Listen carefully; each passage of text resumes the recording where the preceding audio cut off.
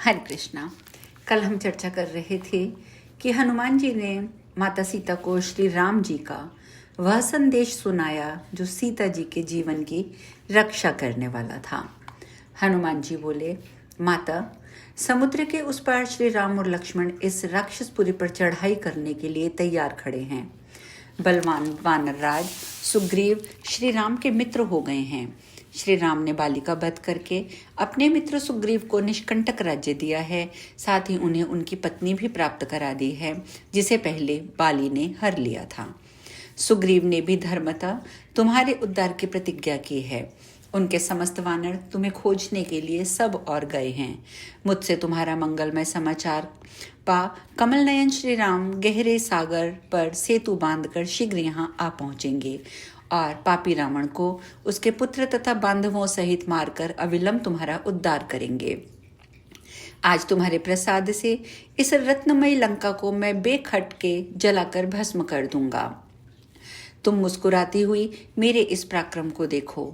सुव्रते, मैं लंका को वानरी के बच्चे की भांति समझता हूँ। समुद्र को मूत्र के समान और भूतल को परई की भांति समझता हूँ। सेना सहित रावण मेरी दृष्टि में चींटियों के समूह जैसा है। मैं आधे मुहूर्त में अनायास ही उसका संहार कर सकता हूँ, परंतु इस समय श्री राम की प्रतिज्ञा की रक्षा के लिए उसे नहीं मारूंगा। महाभागे, तुम स्वस्थ एवं निश्चिंत हो जाओ। मेरी स्वामिनी हो, भय का त्याग कर दो। वानर की बात सुनकर सीता जी फूट फूट कर रोने लगी।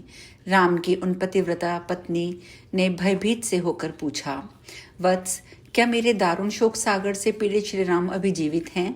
मेरे प्राणनाथ कौशल्यानंदन सकुशल हैं? जानकी के जीवन बंधु इस समय शोक से कृशकाय होकर कैसे हो गए हैं? मेरे प्राणों से भी बढ़कर प्रियतम कैसे आहार करते हैं, क्या खाते हैं? क्या सचमुच समुद्र के उस पार स्वयं सीतापति विद्यमान हैं? मेरे प्रभु शोक से नष्ट न होकर क्या सचमुच लंका पर चढ़ाई करने को तैयार खड़े हैं? जो स्वामी के लिए सदा दुख रूप ही रही है, उसी मुझ पापिनी सीता का क्या वह स्मरण करते हैं?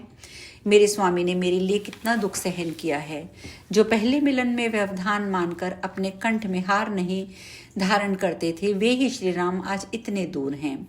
इस समय हम दोनों के बीच में 100 योजन विशाल समुद्र व्यवधान बनकर खड़ा है। क्या मैं कभी धर्म कर्म में संलग्न धर्मिष्ठ नितांत शांत करुणा सागर प्रीतम भगवान श्री राम को देखूंगी? क्या पुनः प्रभु के चरण कमलों की मैं सेवा कर सकूंगी? क्या सचमुच प्राणों से अधिक प्रिय धर्मात्मा पुण्यात्मा ध्यानी धन्य वत्स लक्ष्मण को मैं पुनः देख सकूंगी? मुने, सीता का ये वचन सुनकर उन्हें शुभ प्रत्युत्तर दे हनुमान ने खेल ही खेल में लंका को जलाकर भस्म कर दिया। तदंतर वायुपुत्र कपिवर हनुमान पुनः जनक नंदिनी को धीरज दे वेग पूर्वक बिना किसी परिश्रम के उस स्थान पर जा पहुंचे जहां कमल नयन श्री रामचंद्र जी विराजमान थे। वहां उन्होंने माता मिथिलेश कुमारी का सारा वृतांत कह सुनाया। सीता का मंगलमय समाचार सुनकर श्री राम जी रो पड़े। लक्ष्मण और सुग्रीव भी फूट फूट कर रोने लगे। नारद, उस समय महान बल पराक्रम से संपन्न समस्त वानर भी रोदन करने लगे। देवर्षे, तदंतर समुद्र में सेतु बांधकर छोटे भाई और वानर सहित रघुकुल नंदन श्री राम ने शीघ्र ही युद्ध के लिए तैयार हो लंका पर चढ़ाई कर दी। ब्राह्मण, महायुद्ध करके श्री राम ने बंधु बांधवों सहित रावण को मार डाला और शुभ बेला में सीता का वहां से उद्धार किया। फिर सत्यपरायणा सीता को पुष्पक विमान में बिठाकर वे क्रीड़ा कौतुक एवं मंगलाचार के साथ शीघ्रता पूर्वक अयोध्या की ओर प्रस्थित हुए। वहां पहुंचकर भगवान राम ने सीता को हृदय से लगा लिया। फिर सीता और राम ने तत्काल विरजवाला को त्याग दिया। भूमंडल पर श्री राम 7 द्वीपों के स्वामी हुए। उनके शासनकाल में सारी पृथ्वी आदि व्याधि से रहित हो गई। श्री राम के 2 धर्मात्मा पुत्र हुए, लव और कुश।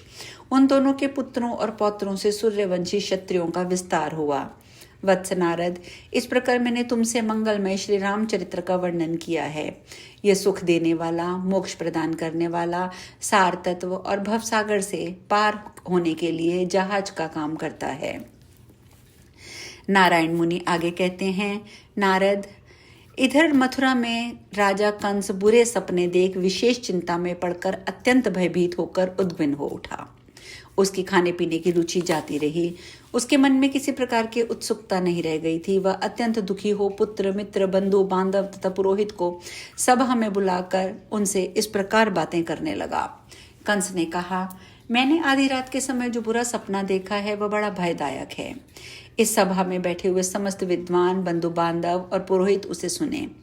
मेरे नगर में एक अत्यंत वृद्धा और काले शरीर वाली स्त्री नाच रही है। वह लाल फूलों की माला पहने है, लाल चंदन लगाए है, लाल वस्त्र धारण किए है, स्वतः अट्ठास कर रही है। उसके एक हाथ में तीखी तलवार है और दूसरे हाथ में भयंकर खप्पर। वह जीभ लपलपाती हुई बड़ी भयंकर दिखाई देती है। इसी तरह एक दूसरी काली स्त्री है जो काले कपड़े पहनी है। देखने में महाशूद्री विधवा जान पड़ती है। उसके केश खुले हैं, नाक कटी हुई है। वह मेरा आलिंगन करना चाहती है। उसके मलिन वस्त्रखंड, रूखे केश और चूर्ण तिलक धारण कर रखे हैं। पुरोहित सत्यक जी, मैंने देखा कि मेरे कपाल और छाती पर ताड़ के पके हुए काले रंग के छिन्न भिन्न फल बड़ी भारी आवाज के साथ गिर रहे हैं। एक मैला कुचैला विकृत आकार और सूखे केश वाला मलेच मुझे आभूषण बनाने में के निमित्त टूटी फूटी कोड़ियां दे रहा है। एक पति पुत्र वाली दिव्य सती स्त्री ने अत्यंत रोष में भरकर बारंबार अभिशाप दे भरे हुए घड़े को फोड़ डाला है। यह भी देखा है कि महान रोष से भरा हुआ एक ब्राह्मण अत्यंत शाप दे मुझे अपनी पहनी हुई माला, जो कुम्हलाई नहीं थी, रक्त चंदन से चर्चित थी, दे रहा है। वे ये भी देखने में आया कि मेरे नगर में एक एक क्षण अंगार, भस्म और रक्त की वर्षा हो रही है।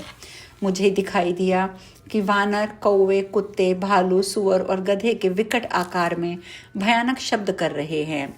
सूखे काष्ठों की जमा है, उसकी कालिमा मिटी नहीं है। अरुणोदय के बेला में मुझे बंदर और कटे हुए नख दृष्टि गोचर हुए। मेरे महल से एक सती स्त्री निकली जो पीताम्बर धारण किए, श्वेत चंदन का अंगराग लगाए, मालती का माला धारण किए, रत्नमय आभूषणों से विभूषित थी। उसके हाथ में क्रीड़ा कमल शोभा पा रहा था और भाल देश सिंदूर बिंदु से सुशोभित था। वह रुष्ट हो मुझे शाप देकर चली गई। मुझे अपने नगर में कुछ ऐसे पुरुष प्रवेश करते दिखाई दिए जिनके हाथों में फंदा था, जिनके केश खुले हुए थे। वे अत्यंत रूखे और भयंकर जान पड़ते थे। घर घर में एक नंगी स्त्री मंद मुस्कान के साथ नाचती दिखाई देती थी, जिसके केश खुले थे और आकार बड़ा ही विकट था। एक निर्वस्त्र विधवा महाशूद्री, जिसकी नाक कटी हुई थी, जो अत्यंत भयंकर है, मेरे अंगों में तेल लगा रही थी। अतिशय प्रातः काल में मैंने कुछ विचित्र स्त्रियां देखी जो बुझे हुए अंगार अर्थात कोयले लिए हुए थी। उनके शरीर पर कोई वस्त्र नहीं था तथा वे संपूर्ण अंगों में भस्म लगाए हुए मुस्कुरा रही थी।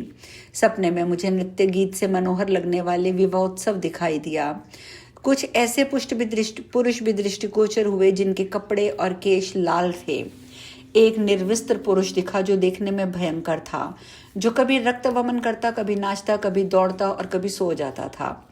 उसके मुख पर सदा मुस्कुराहट दिखाई देती थी। बंधुओं, एक ही समय आकाश में चंद्रमा और सूर्य दोनों के मंडल पर सर्वगास ग्रहण लगा हुआ दृष्टिगोचर हुआ था। पुरोहित जी, मैंने स्वप्न में उल्कापात, धूमकेतु, भूकंप, राष्ट्र विप्लव, झंझावत और महान उत्पात देखा है। वायु के वेग से वृक्ष झोंके खा रहे थे, उनकी डालियां टूट टूट कर गिर रही थी। पर्वत भी भूमि पर ढहे दिखाई देते थे। घर घर में ऊंचे कद का एक निर्वस्त्र पुरुष नाच रहा था, जिसका सिर कटा हुआ था। उस भयानक पुरुष के हाथ में नरमुंडों की माला दिखाई देती थी। सारे आश्रम जलकर अंगार के भस्म से भर गए थे। सब लोग चारों ओर हाहाकार करते दिखाई दे रहे थे। नारद, यूं कहकर राजा कंस सभा में चुप हो गया। वह स्वप्न सुनकर सब भाई बंधु सिर नीचा किए लंबी लंबी सांसें खींचने लगे। अपने जजमान कंस के सिर पर शीघ्र होने वाले विनाश को जानकर पुरोहित सत्यक तत्काल अचेत से हो गए। राजभवन की स्त्रियां तथा कंस के माता पिता शोक से रोने लगे। सबको यह विश्वास हो गया कि अब शीघ्र ही कंस का विनाश काल का समय उपस्थित होने वाला है। नारायण मुनि आगे कहते हैं, मुने, बुद्धिमान पुरोहित सत्यक शुक्राचार्य के शिष्य थे। उन्होंने सब बातों पर विचार करके कंस से उसके हित की बात कहना आरंभ किया।